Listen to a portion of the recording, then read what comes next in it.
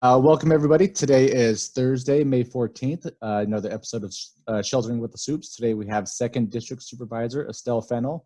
Estelle, how's it going today? It's going fine. Sean, I'm absolutely happy that we're moving along in a good direction here at Humboldt County. Feeling a little bit a touch concerned about the fact that we are reopening. I know that we want to and we should for economic reasons, as well as stress levels among the community and all of that. But we've taken a fairly significant step right now by asking for permission to go beyond what the state is as a whole recommending. I think it was a good decision, and we're absolutely aiming for the best outcome, but understanding that we're also planning to deal with anything that might come. And I think that, over the past few days, we've had some sobering information with the expanded cases, boom, boom, boom, 2 on Saturday, 3, 4 on Sunday, 3 on Monday, that kind of thing. It's been going. And that, I think that in a way underscores the seriousness of the decision we've made. But so we'll see how it goes. But I'm feeling good, but kind of serious. Yeah, kind of cautiously optimistic in a way, but also, like you said, the news of the last couple of days is really sobering. Yeah. So that, that's going to be my first question. We've received some questions, and the purpose of these updates, these videos, are to update the community about ongoing issues related to COVID. So, right. As you alluded to,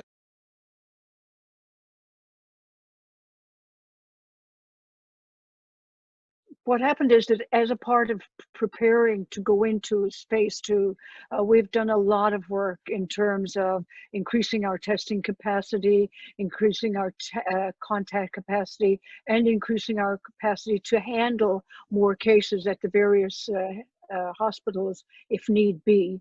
As part of that increased testing capacity, we, with a combination of increased testing of vulnerable populations, we actually did come up with quite a number of confirmed cases. And unfortunately, some of those were at the Alder Bay assisted living facility, which is, something we've seen in other communities where particularly vulnerable populations can be hit hard.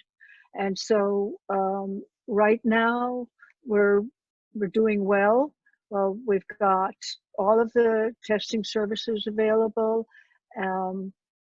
but at the same time, having increased awareness is a challenge for us.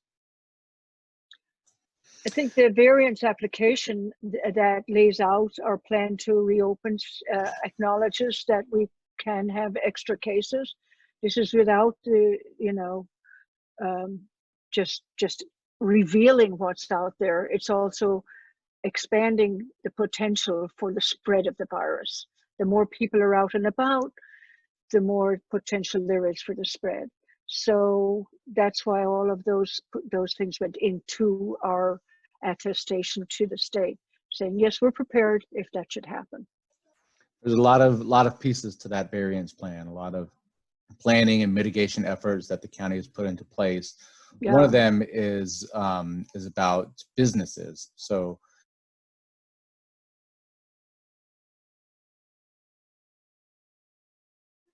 well, I think that the next phase is pretty exciting, so there's that flip side of this, right? So as we, again, I'll just say, as we hope for the best, we have to plan for the worst. I want to underline that. But at the same time, part of the hope for the best now is that we're going to be open to a phase 2 that is more flexible than the governor's kind of strict guidelines. And we yesterday at our Board of Supervisors on May 13th, we voted to send a letter to the California Department of Public Health saying that we supported the doctors at the station, that we were ready and for a reopening, and we have all the stats and the data to prove that. and that went out to the governor. Once that hits the governor's website, once it's published by the state, we will be free to move forward. And that means that there's a fairly large group of categories that will then be able to begin to reopen with certain guidelines.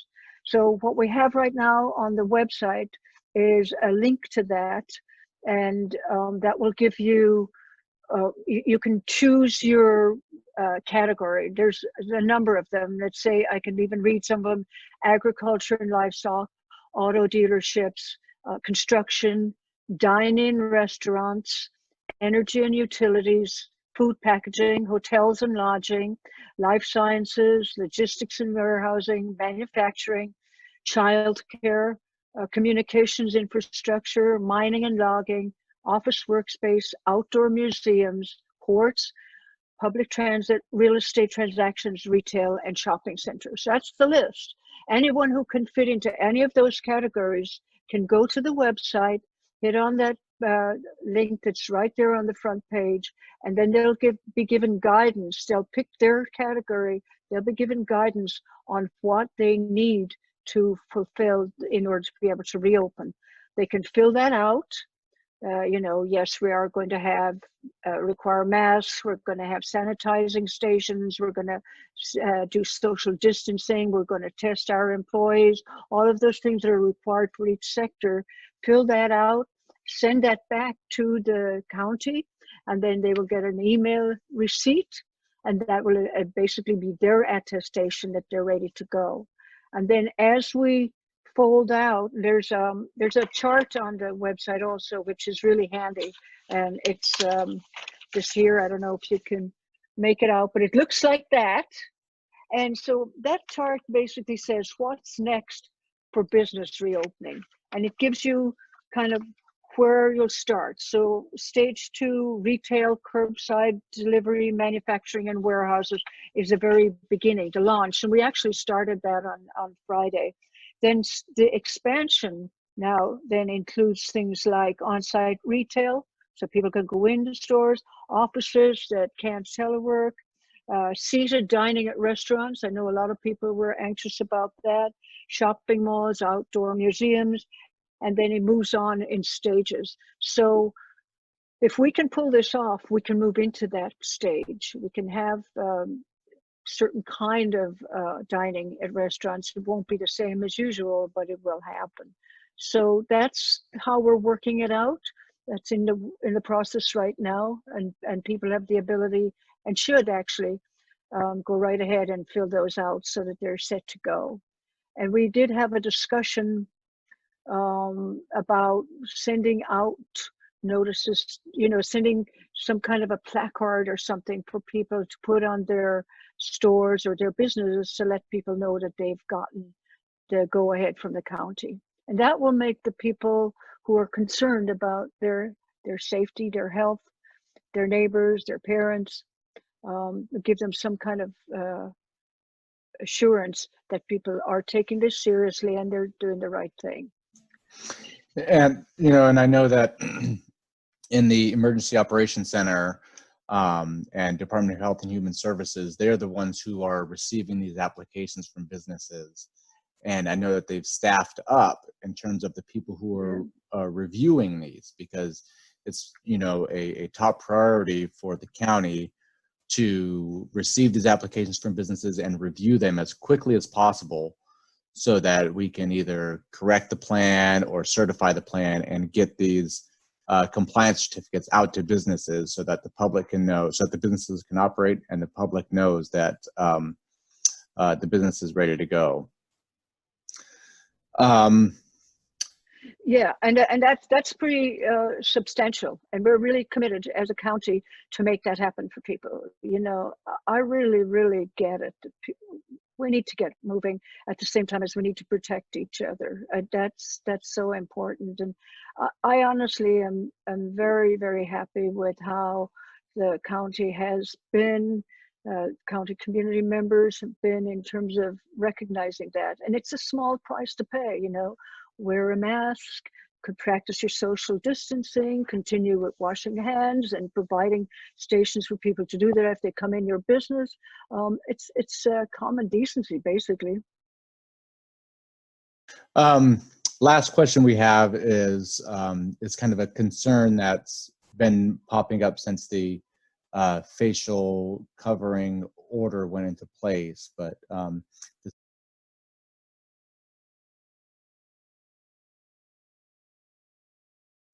well, I remember this. I can't believe it. We've been doing this for quite a while now. And I remember at the beginning when we were being asked to separate out 6 feet, etc. It was very, very difficult, because our instincts are to get close, to talk to each other, to hug, those kind of things. So when people are not being conscious of the fact that that can spread the virus, that behavior can spread the virus. And we're getting complaints about people congregating in the street. We've gotten a lot about that in Garberville, I know for sure. And I know we've heard it from other parts of the county as well. People just hanging out, not wearing masks, hanging out in groups. That's a breeding ground for spreading the virus. We really don't need that. And the sheriff at our board meeting, our emergency board meeting this week, said that he was going to respond to that. And I think that we have,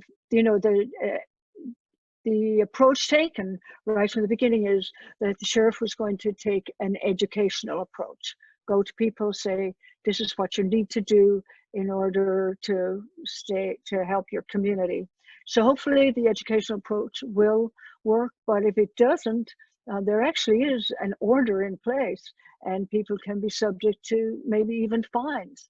And so bottom line is, think about others, think about how easy it is to play your part. We're in a pandemic, we're in an emergency, and you might have the opinion that we don't need to do this. Let's just take our chances, get sick, and that's nature.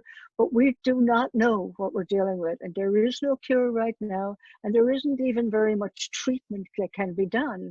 When somebody gets this virus, they get very, very, very sick, and the doctor's throwing all sorts of guesses at how they can help them, but it's very, very, very demanding and unknowable. So it's not like any other germ or virus that's going out there. So let's be careful. Let's gently, or however we want to do it, let people know we can't do that. I don't want to see things happening in Humboldt like we've seen in other parts of the nation where people are fighting each other because they've got to wear a mask. We got to be a little bit more grown up about it, basically. It's kind of interesting, as we go into this more freedom. With more freedom comes more responsibility. It's basically how I see it. We want to be free. We want to care for each other. So let's care and be free. And I think that's how we can do it. That's how I'm feeling about it anyway. Yeah, and there's like you said, there's kind of additional steps that we need to take in order to preserve this expanded kind of freedom. Like you said, there's additional safety precautions that we need to take as far as businesses, going into workplaces, and anytime we kind of close that, get more physically closer to other people, there's just additional protections. We need to have more hand sanitizer available. We need to be washing more regularly. Taking additional steps, and as long as we can do those things, it seems like we'll be able to continue to progress further and further until you get to the next step. And I want to say one other thing. I know we're going on a little longer, but I do want to say that we have to take seriously that if by any chance we let this get out of hand, some of that freedom that we have really been working to achieve will have to be put on the back burner again. So I would really like to see us moving forward in a good, steady way, and get to the point where we can have a bunch of fun with our friends at a restaurant again. Wouldn't that be nice? Absolutely. So let's end on that good note. Let's end on that idea about reopening, getting the certification process for businesses, You know, we're really prioritizing that. It looks like the business community has really been responding very well, getting those, starting to get those plans in, and I've seen a lot of safety precautions put in place. So that's an exciting thing. That's a positive thing. That's something that we can It look is. It's a forward to in very the positive thing. next period of time. Yeah, and one other thing I like to tell people is we really have revamped the county website, Yeah. HumboldtGov.org. Just go there, and everything you need to know, you'll get the information. And please do go there. And if you have any need for more information, 441-5000 is a very easy number to remember, 441-5000, and that'll get you to wherever you need the information. Perfect. All right. Thanks a lot, Estelle. It's good to see you. Thanks, Sean. Good to see Continue to you stay too. safe. Thanks for the updates. All right. Thank you. All right. Thanks a lot, Sean. Bye-bye.